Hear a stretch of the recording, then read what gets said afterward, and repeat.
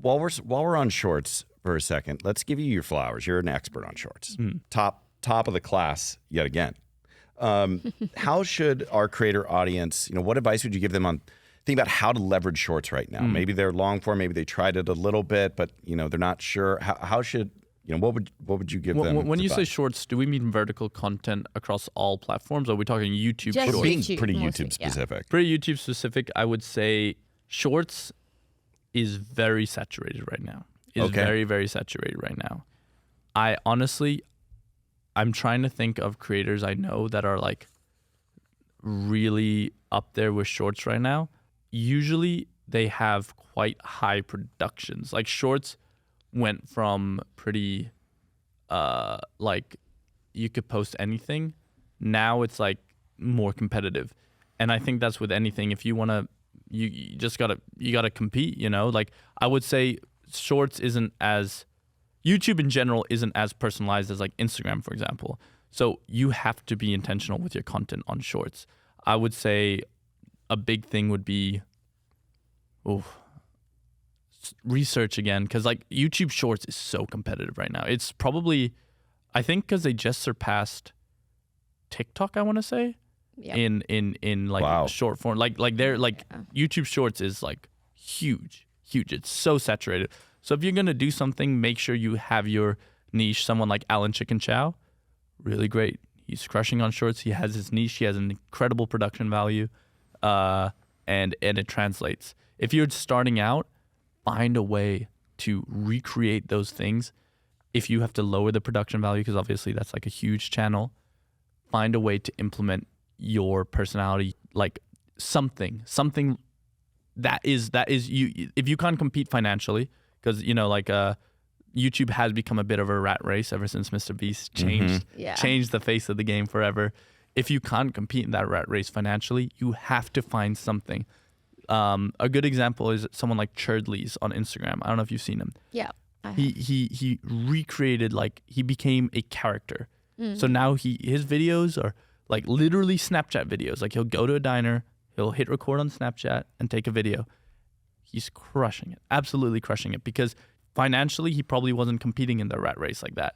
However, bringing that just unique aspect of playing this ridiculous character, it allowed him to do such simple things and for it to perform remarkably. What do you think people need to spend if they're going to try and be competing on it sounds like long form content that we've started to see become the standard, what you do too, these big elaborate Mr. Beast style challenges. Shorts is what a little version of that is what's performing. I mean, what do people need to expect to invest financially? Honestly, when I first started, I had no money, like zero, negative money. I had to utilize things around me. Shooting in public, it was my nightmare. You got to work with what you're given. If you have money to invest, go for it. But it is possible without. But you just got to make sure that's why street interviews became so popular back, I want to say like 2-3 years ago, because that was a lot of people wanting to get into social media but not having the financial backing. You got to use, like, public is free. And so I wouldn't say that there's necessarily a need for a financial investment. However, if you're not willing to use the resource, like, everyone has some sort of resource, like turn whatever you have into an avenue to create content. I know there's some channels that, like, they just have a ridiculous family home life. You turn that into content. So many family channels. Exactly. Yeah, if you got to work with what you're given, so you don't need money. But I'm talking, if you want guaranteed success, being able to study the algorithm, that's what Mr. Beast does so well. So that is a way. It's not the only way, but it is a way to do it. Right. And for the shorts, what would you think, like, if someone starts today, is there a frequency? Should they be doing, like, because on Instagram they say, like, you have to be doing like 5 a day. What about YouTube? I've experimented with different things. Sometimes if my videos aren't doing well, I take a few days off and then I post again. It is very algorithm based. I'm always a fan of consistency. Yeah. If it's one a week, if it's every other day, if it's every day, whatever it is, I do think algorithms reward the consistency of things. I've tried different times of the day to post, but I found, like, that doesn't necessarily matter. If a video is good, it's going to do good. If a video is bad, it's going to do bad. So whatever you do, just consistent. That's the number one thing for that. And you said like you were obviously not able to monetize shorts, especially your 400 million video, but now it's monetizing, right? So are you making substantial income on it? Shorts, yeah, I would say shorts is like good just because like even though the like RPM is obviously much lower. What's the most you made like on one single short, like the highest? Trying to think because it would have been a more recent one. I'm pretty sure the most I made was like 19,000 on one short. That's a lot. Yeah, I'm pretty sure. And how your budget is like on shorts?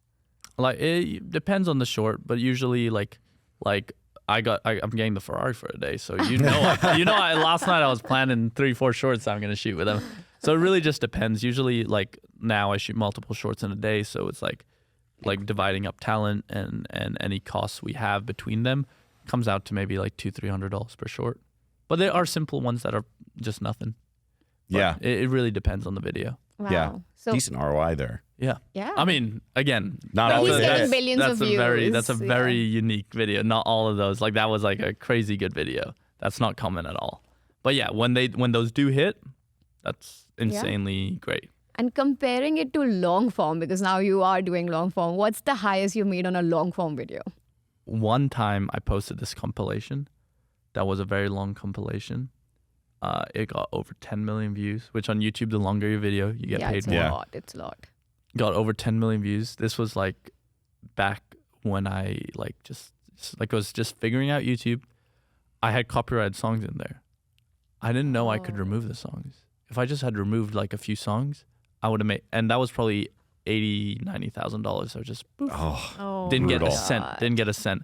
But like if you get an outlier, you can definitely get like upwards of $60,000-70,000. I would say for CPM, as usually what I look at, lowest side would be 4 up to 8.